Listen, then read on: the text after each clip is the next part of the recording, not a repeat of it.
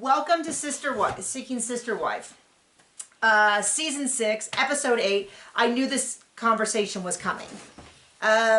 So let's get into it. Mary Fields.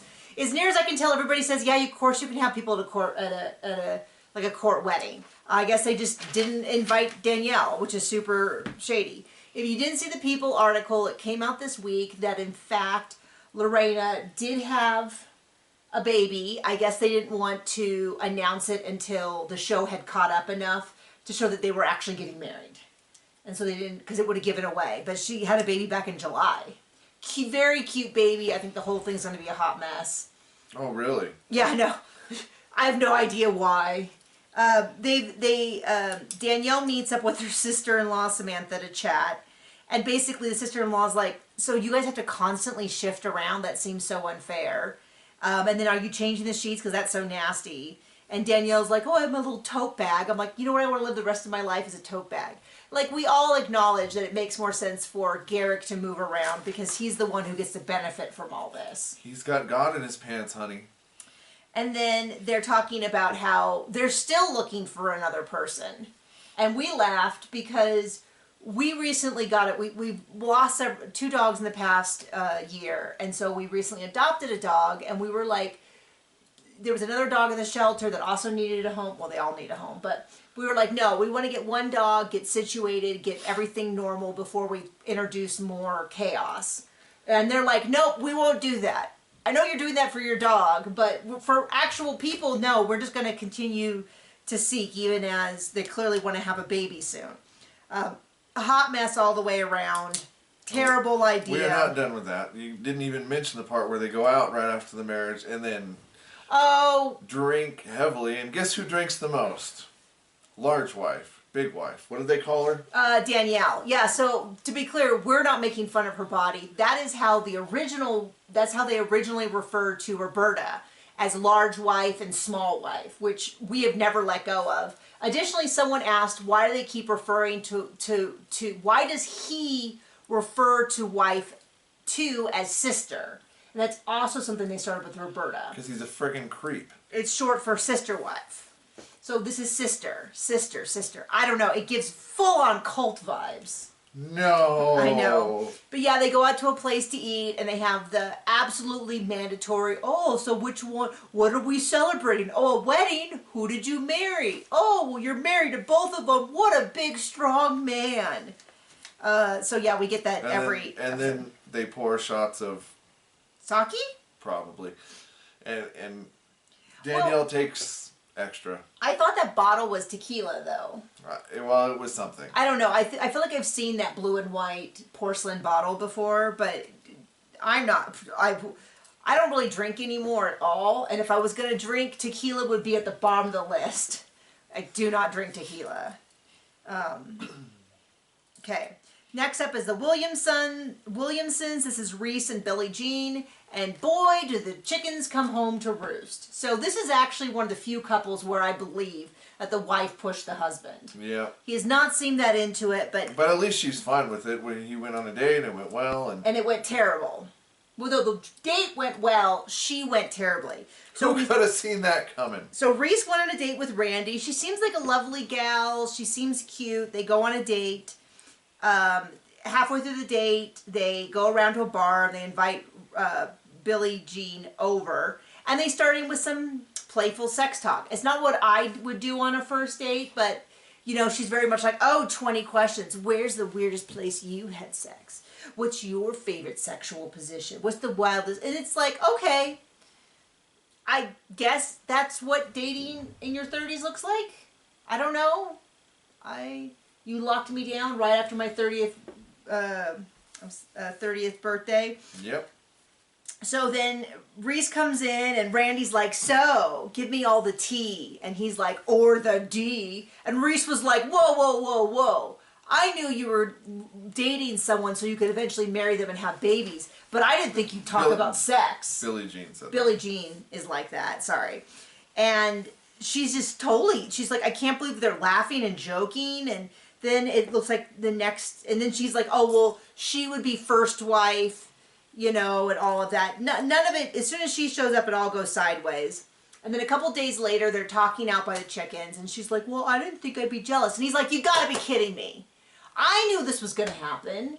Like, we talked about this. We went through all of this. You know, she's like, well, what if you fall in love with her and leave me? And I'm like, these are all things that probably everybody told you beforehand. But now that he actually laughed on a single date with the girl, you're all freaked out. And she's not happy. What if you leave me? And she's like, well, maybe if I go on some dates too. I'm like, well, let me tell you what is not. If seeing the two of them laugh together. Them. Yeah. At first I thought she was asking that she could have a boyfriend. But no, she means go on the date with Reese and Randy. And I was like, instantly I was like, this is a bad idea. Because she freaked out when she saw them laughing together. Being on their date with them is only going to make it worse. And sure enough, in the sneak peek, we see them kind of sneering at each other. She's like, how do I know that you're not going to leave with my husband? And she's like, well, how do I know that I'm not going to always be second fiddle? And he's like this. Like, I'm not exaggerating with how uncomfortable. And of course, right at that chicken talk that he had with his wife, they went out of their way to point out that he doesn't do manly man things. He runs the other way, and she does all the manly man stuff. So it really felt like she kind of was like, how many beards is enough? I mean, it just really felt like she was like, let me make sure everybody knows that I don't think of him very much as a man. And then he's like, why would I leave you? We've been through so much together. Really damning with faint praise, but... Okay, then it's a Johnson family. That's Matt, Shanae, and Angelica. And Matt comes back and he's like, she left us. She's done. She's done. There's nothing we can do about it. I was like, oh, this might be their last time on the show. And Angelica's really into Shanae. Really into her. Shanae. And so I'm like, this might be the last time we see him. But then they say the fateful thing. She's like, I need community, so I'm going to talk to my family. And no one in my family, other than my sister, knows what's happening. And the production staff was like, yeah, we're going to record that. And then the production staff set off like those poppers that like explode, and confetti fell from the air because the family is not happy. We see it in the sneak peek, and they look like they're ready to flip a table. She's like, well, we've been dating. You're swingers? And I'm sure that the explanation that they are in fact not swinging just Matt is not going to make things better. They're not going to be like, oh, okay, in that case. Like, they are not happy. And that's kind of it. That's all we really got from them. Yep. And then the Davis family. Okay, so here's the deal. Because some people kind of took... they heard what I said and were like, well, yeah, but Teresa does seem insecure.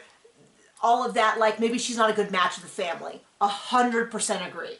My point is not that Teresa would fit great, but that there are three of them. They moved her into their home with her kid, knowing that Nick was not that into her.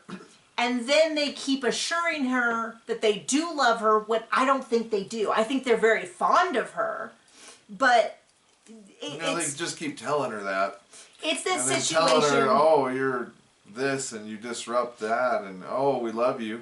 Yeah, my point is... Get a clue. This is the deal. If they are not that into her, they should break up with her. And it's not super crazy, like... it doesn't make them look like good peoples.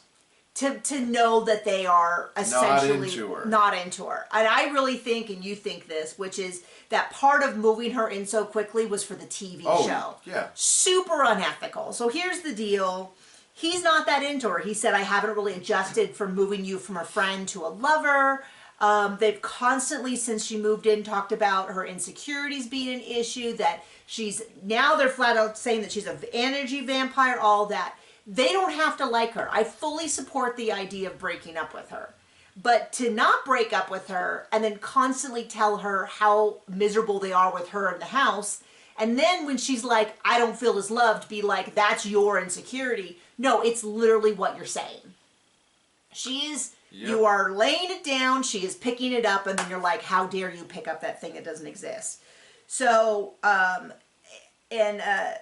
the story I used to kind of explain that is when I was very young, I was a teenager and I was dating someone and I just wasn't into him that much anymore. But I didn't dislike him and I didn't want to date anybody else. it was very, very short period of time. I had gone away and I had come back and I just wasn't that into him. One of his friends that was mutual friends with mine sat me down and was like, I don't think you're that into him.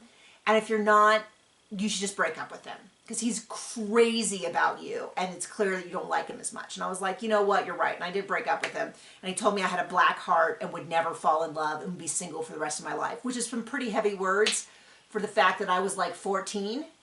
And I love your black heart. And just wasn't that into him. Maybe I was older than that. Maybe I was 17. But he was like ready to get married.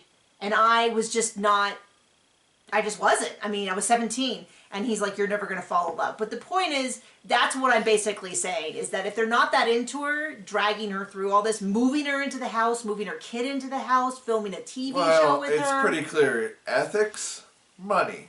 Yeah. And so anyway, they, Teresa and her friend Brandon goes out and she's like, I'm never going to love someone more than Nick, which I don't think that is true. And she's like, I can't lose him. She can't lose him. She'll be better off without him. They're just not that into her, you know, and she's crying. At least she's got positive self-talk. And then we cut back to them being like, she's an energy vampire. She's ruining the vibe in the household. We don't enjoy being with her. Which Anytime are all, we have these conversations, she gets up and walks out. And then comes back and pretends it doesn't happen. These are all excellent reasons for them to break up with her. Yep. But it made me feel so icky seeing the three of them sit her down because it feels like such an uneven balance, which is also, I think, one of the big problems with just their setup in general is that how does anyone enter that situation on equal footing? I don't know. This is for someone who is in a polycule or in polygamous not polygamous. Well, I doubt polyamorous out relationships there are doing it as poorly as what we're seeing. Well, based on the comics that I listen to, many people are doing it this poorly, and that's a problem. But I'm saying, like, it would be up to someone else to explain how these social dynamics work so that it's not inherently a 3-against-1 situation. But they're basically like, you're a bummer, this is terrible, and she's like, I need to leave this conversation. One factor that they don't bring up is the fact that it's being filmed is crazy. Like, I'm enjoying it, but like, yeah, that is some factor. So she takes off the mic and she takes off and they're like, well, I just don't want her here. Great, then break up with her. And I think it's pretty fair at this point for him to just sit down and break up with her. I don't know. It made me feel icky, the 3 versus 1. And lose another day of pay? I doubt it. Well, they'll get through it fine. But yeah, I mean, I want to make it really clear. I don't think they have to be with her. I don't think they ever should have been with her. I don't think that he was ever into her the way she was into him. And that's, I'm sorry, but then inviting her to move into the house and then constantly talking bad about her on video, it's like, yeah, you know who was right in all this? Her, when she said that she wasn't valued as an equal member of the house. Yep. Because they said that every second of the day. So anyway, I think this show is getting close to wrapping up. I'm going to guess maybe 2 more episodes? I don't know. We'll see. But just because it looks like we're kind of, I don't think Matt and Angelica are going to have time to date someone else. I think this situation with Reese, I was going to say with Reese withers out, but then it sounds like I was saying Reese Witherspoon. Right. Anyway, let me know. Okay, bye.